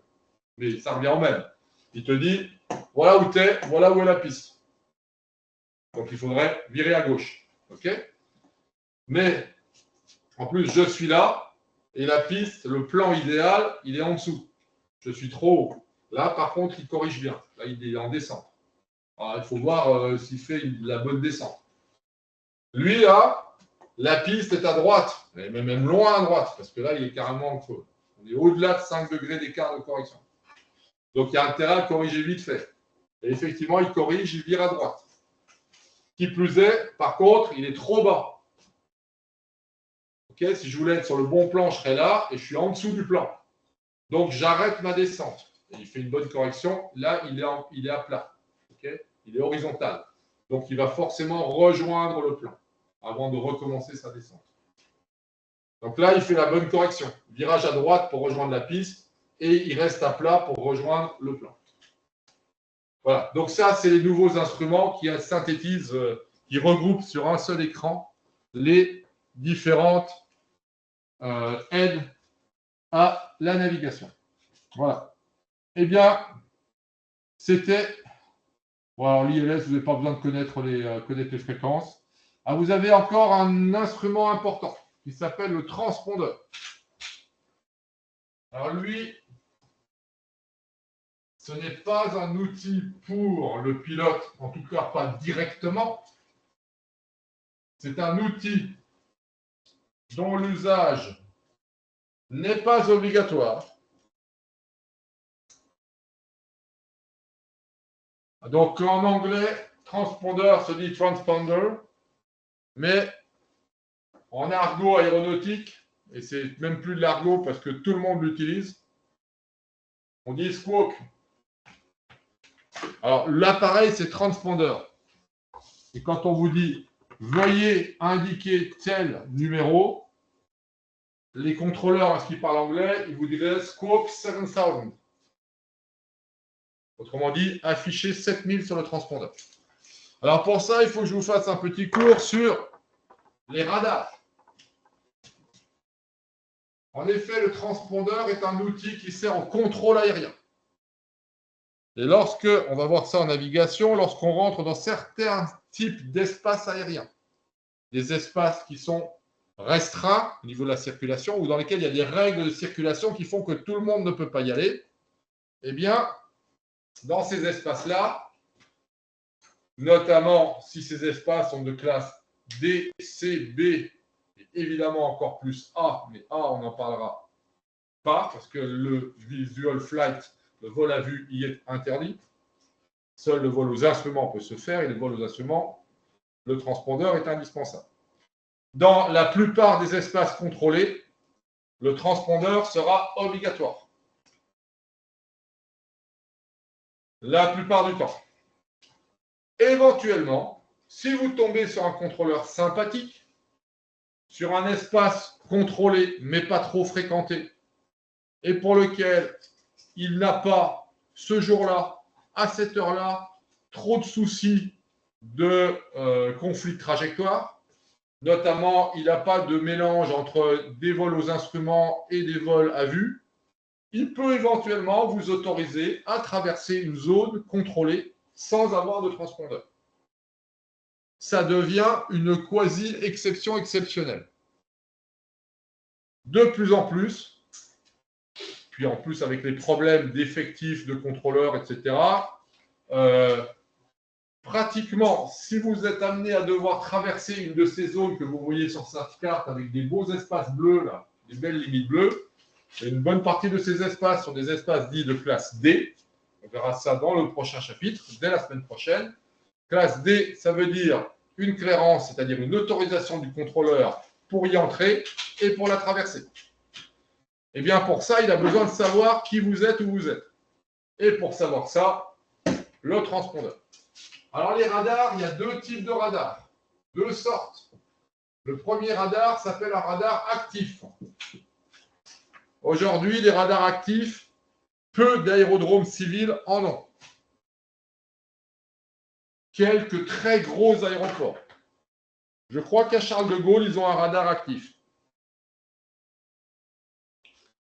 Par contre, ceux qui ont des radars actifs en grande quantité, c'est les militaires.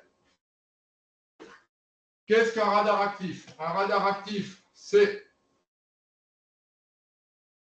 un émetteur qui envoie un signal. Il envoie un bip contre tout objet volant. Et comme cet objet est un objet métallique, il y a des phénomènes d'induction de courant de Foucault qui font qu'il y a un écho. Lui, il envoie un bip qui part dans la nature dans toutes les directions. Okay. Et lorsque ce signal radio rencontre un objet assez gros, pas forcément métallique, mais en tout cas suffisamment gros pour réfléchir l'onde radio revient. Et donc, ça permet de mesurer l'azimut, c'est-à-dire dans quelle direction se trouve-t-il, et la distance. Bon, et après, avec quelques calculs et quelques interpolations, et notamment le fait qu'on va envoyer des bips à cadence très élevée, et donc les échos vont revenir à cadence très élevée, on en déduit l'altitude et la vitesse. Parce que si je l'ai repéré là, puis là, puis là, puis là, ça veut dire que je peux calculer sa vitesse. Après, il y a beaucoup d'informatique derrière. Les radars aujourd'hui sont devenus très sophistiqués, même chez les militaires. Ils peuvent même savoir quelle est un peu la nature du matériau, la taille et la masse de l'objet. Est-ce qu'il est en plastique ou est-ce qu'il est en métal? Est-ce qu'il pèse 100 kg ou 100 tonnes? Est-ce qu'il est une menace ou pas? L'avantage, c'est qu'ils voient tout. Ils voient même les planeurs et les oiseaux. Bon, parfois, ils font un peu des erreurs. Des fois, ils pensent que c'est des oiseaux alors que c'est un planeur, ou ils pensent que c'est un planeur alors que c'est des oiseaux. Parce que dans les deux cas, ce n'est pas des masses métalliques, mais un vol d'oiseaux très dense peut générer un écho radar qui peut des fois les brouiller. Bon, mais ils sont de plus en plus performants. Inconvénient, consomment énormément d'énergie, parce qu'il faut un signal très puissant pour que la quantité d'énergie arrivant ici soit suffisamment importante pour être réfléchie. Et surtout pour que la quantité d'énergie réfléchie arrive ici et soit encore détectable. Donc très coûteux en énergie, très coûteux à maintenir, très coûteux à faire fonctionner, très coûteux tout court. Résultat, les militaires en ont, les civils n'en ont pas. Deuxièmement, les civils, ils ont une autre méthode, le radar passif, dit radar secondaire. Ça, son vrai terme. Le radar secondaire, qu'est-ce qu'il fait? Lui, il travaille de façon un peu différente. Il va envoyer un bip, juste un bip. Il envoie un bip qui veut dire « Qui es-tu » Voilà. Qui es-tu? Et là, à l'intérieur de l'avion, il y a cet appareil XPDR, pour son abréviation, qui reçoit le bip. Quand il reçoit le bip, là, il y a ce petit voyant qui s'allume orange. On voit clignoter de temps à autre. Ça veut dire qu'on passe dans l'axe du machin. Donc lui, il envoie des bips et bip, bip, bip, bip, bip, bip, bip, bip, bip, et les autres répondent. Et lui, il répond. Donc là, ce n'est pas un écho, c'est un signal. Voilà. Il envoie comme réponse « Je suis 7000 ». Et grâce à ça, lui, il connaît à nouveau azimut, distance. Il en déduit aussi la vitesse. Mais là, du coup, il voit sur son radar, il voit machin, là. Lui, par exemple, 7000. Mais avant de rentrer dans la zone, j'ai demandé au contrôleur l'autorisation. le contrôleur me dit, OK, je t'autorise. Afficher 3, 4, 5, 6. Moi, je tourne les molettes ici, je mets 3, 4, 5, 6. C'est un code qu'il m'attribue à moi. Et il sait que moi, Fox, Bravo, Victor, Oscar, Juliette, je suis identifié. Il va me dire d'ailleurs, dès que ici j'aurai affiché 3, 4, 5, 6, au prochain bip, mon transpondeur va répondre je suis 34, 56. Et lui, il va voir apparaître ici, pouf, et à côté 3, 4, 5, 6. Mais comme il aura également rentré l'immatriculation, il va voir Fox, Bravo, Victor, Oscar, Juliette. Et au bout de quelques secondes, il va même lui afficher la trajectoire et la vitesse. Voilà. Donc, le transpondeur va donner le code. L'intérêt, c'est qu'il aura peut-être ici un avion qui va apparaître sur son machin. Alors, ça apparaît sous forme d'une espèce de petite croix. Voilà. Et ici, il aura 3, 4, 5, 7. Un autre avion qui est en train de faire ça. Et le radar est suffisamment bien foutu. Donc ici, le radar va afficher en fonction des réponses qu'il reçoit. Autrement dit, si je n'ai pas de transpondeur et que je rentre dans la zone, il ne me voit pas. Donc il ne peut pas savoir où je suis, où je vais, à quelle vitesse je me déplace. Autrement dit, le contrôleur ne peut pas gérer les éventuels conflits de trajectoire. Autrement dit, si ici il a un avion de ligne et que là il a un abruti dans mon genre qui vient jouer comme un chien dans un jeu de quilles, il y a intérêt à ce qu'il sache où je suis parce que sinon ça va vite se terminer mal. Donc il y a des zones où je ne rentrerai pas si je n'ai pas de transpondeur. Et c'est de plus en plus le cas. Aujourd'hui, espace contrôlé, transpondeur obligatoire. Sinon, le contrôleur ne peut pas faire son boulot. Il ne peut pas voir qui est dans la zone et comment je les gère. Et comment je gère éventuellement les conflits, les séparations. Lorsque mon transpondeur répond, d'ailleurs, le contrôleur, la première chose qu'il fait, c'est qu'il me rappelle, il me dit identifier radar. Ça veut dire que tout va bien. J'ai le bon code, mon transpondeur fonctionne, il reçoit bien le signal et il m'a sur son écran. Et des fois, il me répond, je ne vous vois toujours pas sur mon radar, pouvez-vous recycler? Donc là, on a un machin qui s'appelle ident, on appuie dessus. Parfois, il y a des faux contacts, parfois, il y a des merdes. Alors, on a plusieurs types de transpondeurs. Les transpondeurs de type A, il y en a de moins en moins. Lui, il renvoie juste le code. Point terminé, c'est tout. Les plus répandus sont les transpondeurs de type C. Le transpondeur de type C, il donne le code plus l'altitude.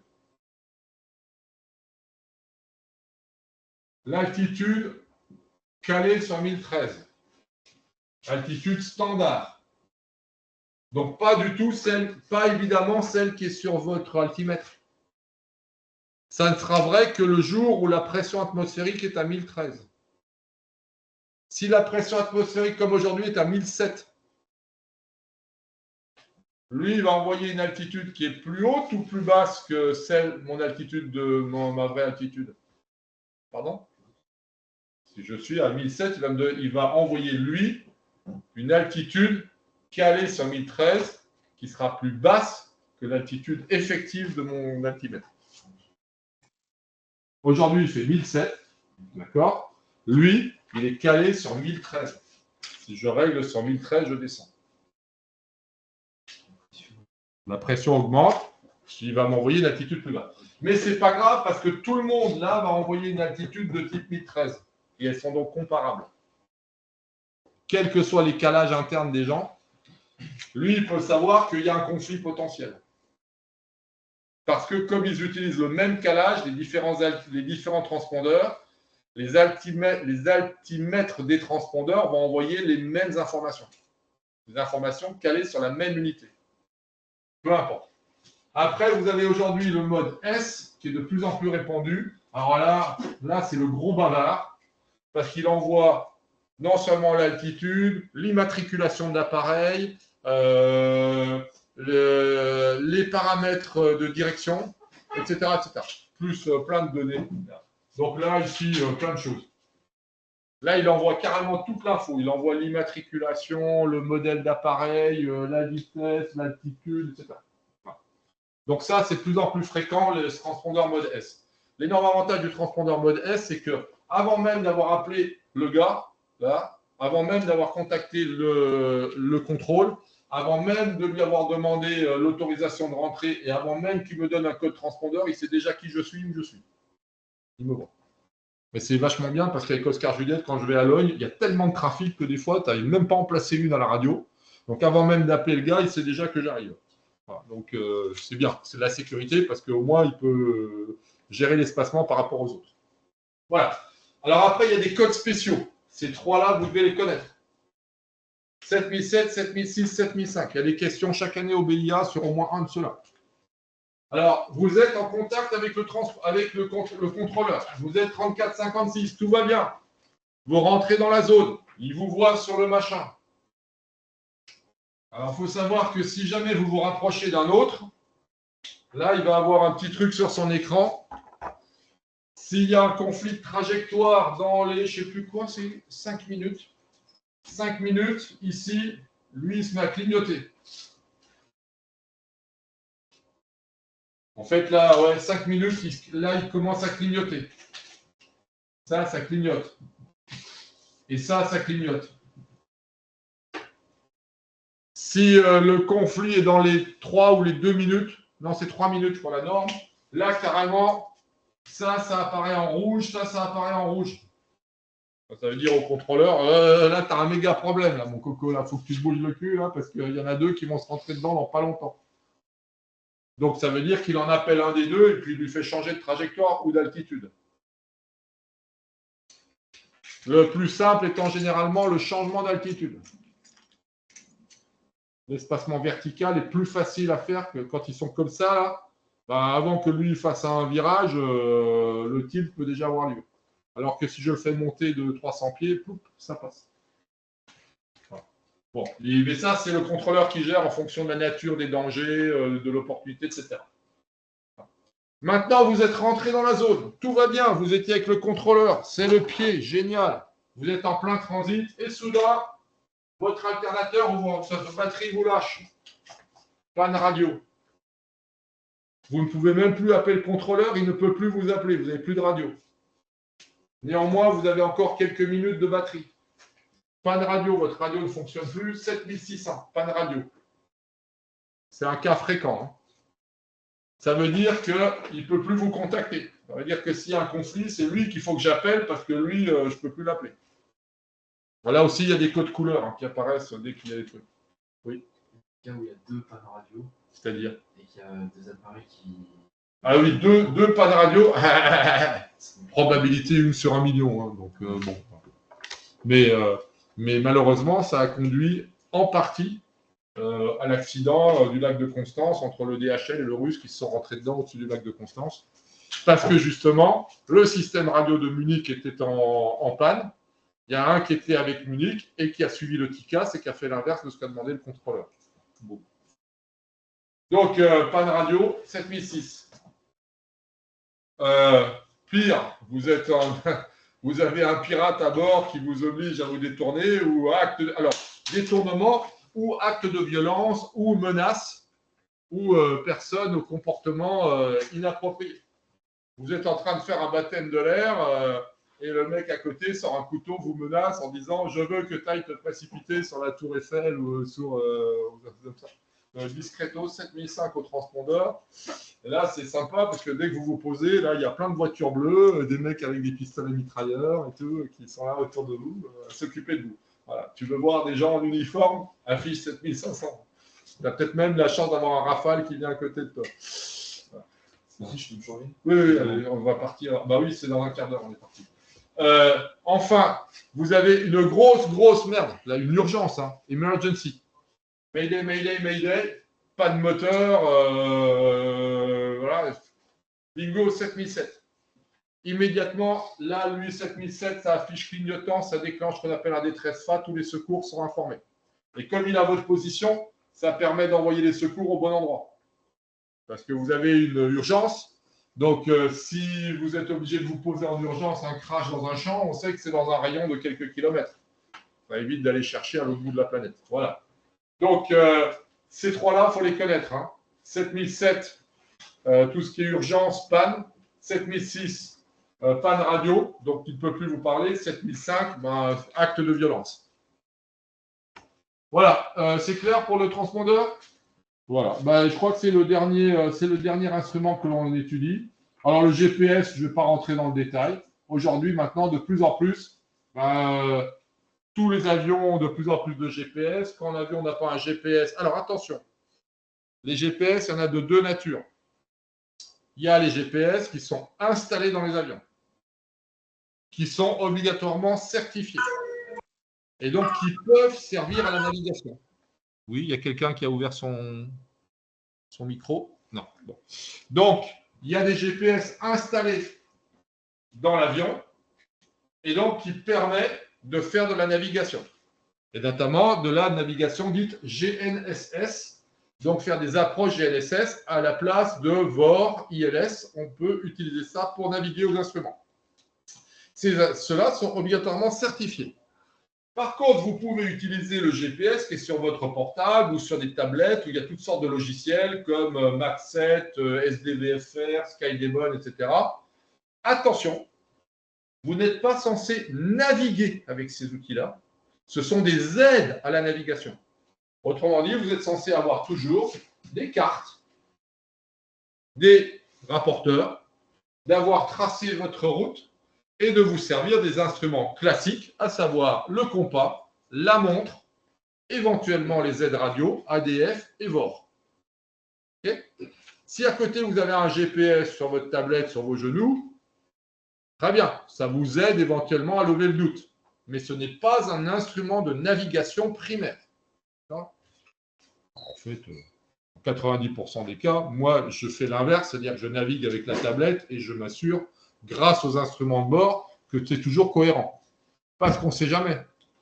Il suffit de déconner sur la programmation de sa route ou boum, pas de batterie, la tablette est HS. Ah ben, faut quand même être capable de naviguer avec la carte. Ah oui, c'est une autoroute, ça. Ah oui, je suis au-dessus d'un fleuve. Ah oui, je vois devant la forêt. Ouais, c'est bien ça, c'est bien ma route. Le VOR me confirme que je suis sur le bon cap. Voilà. OK? Et que je ne suis pas en train de rentrer dans une zone dans laquelle j'ai rien à faire, genre à bord ici. Voilà. Avec la permanence opérationnelle. Là, vous allez rentrer dans la zone d'abord sans jamais vous signaler. Vous êtes sûr d'avoir un Rafale à côté de vous. Hein. Ils sont juste en dessous. Hein. Donc, ils ne sont pas loin à aller. Hein. Et là, je peux vous garantir que la suite de l'interview, elle ne se passe pas très bien. Voilà. Donc, le GPS, vous avez des GPS certifiés, mais vous avez également des aides à la navigation.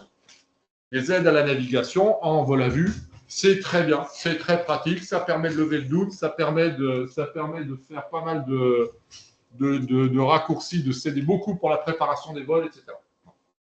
Okay, voilà. GPS, on ne rentre pas dans le détail parce que il y a 36 millions de choses. Et voilà aujourd'hui à quoi ressemble le panneau, qu'on a vu d'ailleurs l'autre soir dans le PA28 qui est dans le hangar. Voilà un panneau typique.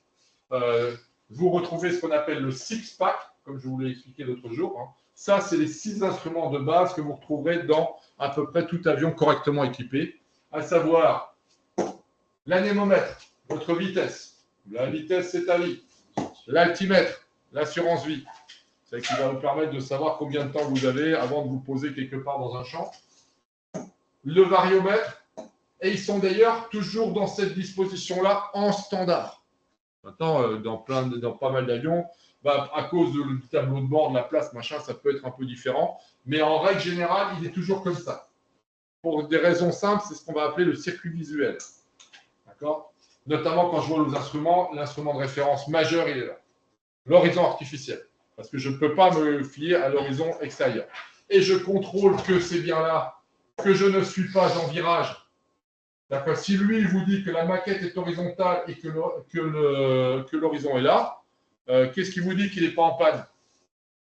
Eh bien, ce qui me dit qu'il n'est pas en panne, c'est parce que je ne suis pas incliné parce que les caps ne changent pas. Parce que si je suis incliné comme là, ça veut dire que je suis en virage. Supposons que là, je suis en vol. À mon avis, là, il est dans le hangar parce que la succion est égale à 0 et parce que quelque part, de toute façon, les clés sont accrochées ici au lieu d'être sur le contact. Voilà, donc là, il est dans le hangar. Mais imaginons qu'ils sont en vol. Si l'avion était bien comme ça, le nez vers le sol, incliné à gauche, comment savoir que cette indication est vraie? Eh bien, c'est facile. Si cette indication était vraie, le vario serait en descente, parce que je descends. Le nez vers le sol, le vario serait là, et l'alti serait en train de descendre. Deuxièmement, je suis en virage à gauche, donc ici, j'aurai les caps qui défilent. Les caps qui diminuent. Virage à gauche, les caps diminuent. Virage à droite, les caps augmentent.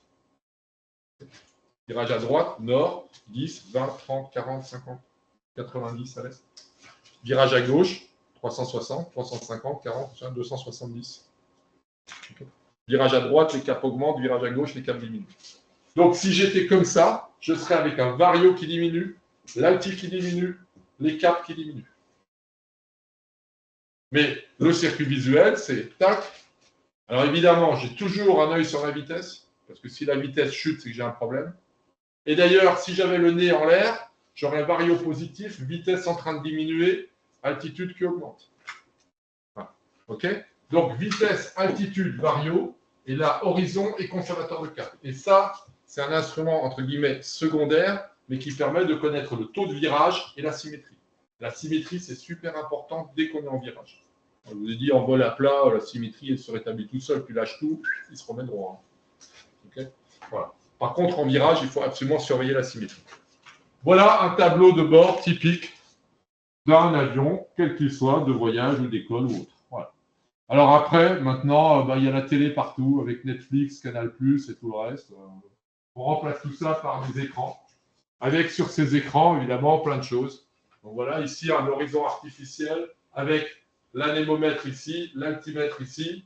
Alors en dessous, un HSI et qui va reprendre des indications qui sont ici. Alors le HSI va contenir le VOR, plus le conservateur de cap, plus le vario. Et ici, voilà. Bon.